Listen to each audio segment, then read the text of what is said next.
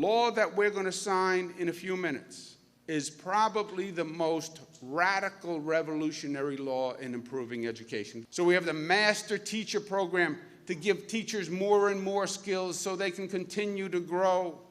We have teacher centers so teachers can get together and talk about their job, because teaching is hard. Well, the first thing you want to do for education is you want to make sure there is no standardized testing until high school. None whatsoever.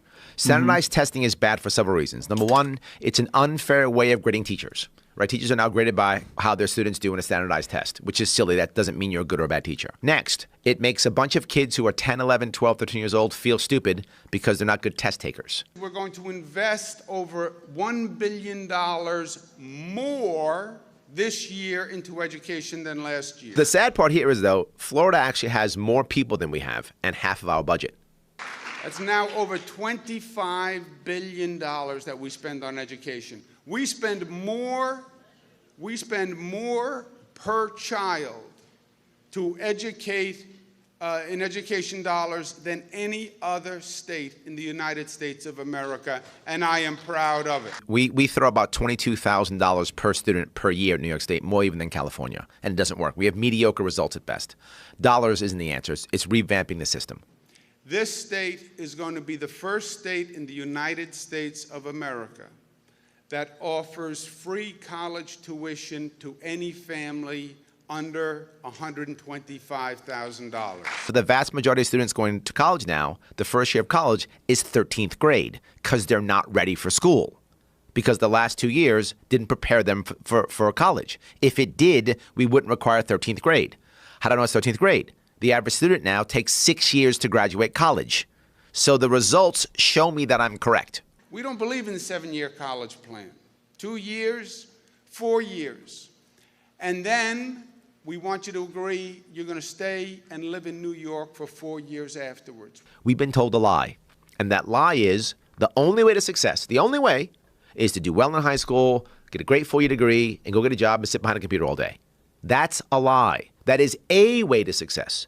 It is not the only way to success. You look at the future, you anticipate where we're going. More and more, you're going to need a college education. So how about this instead? At 10th grade, take a test. You pass a test, you get a diploma. Whether you were homeschooled, private school, public school, diploma's yours. Awesome. Now you have 5 choices, and this is exactly to your point. You have 5 choices. Choice number 1, you're a kid who's hardcore, you think that college is your answer.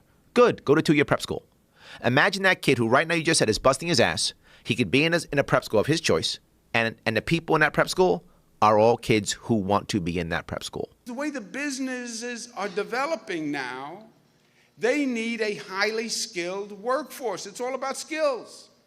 It's all about talent. You're not that kid. You're the kid who's super smart. You want to become a scientist. You want to get a PhD. Awesome.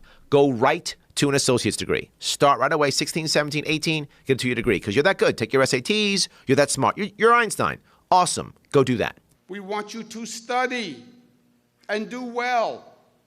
We don't want to pay the tuition if you're not going to study. We want you to graduate in 4 years. You don't want any of those things. No worries. Go to trade school. Become a plumber, a carpenter, mason, whatever the case may be. Go do it. New York State desperately needs tradesmen. Desperately. The average tradesperson in New York State is about 50 years old. Too old for an average. But Larry, they're 16. They know what they're doing. Good. Make your mistake at 16, not 26. We want you to stay in New York, right? That's why the taxpayers are investing in you in the first place.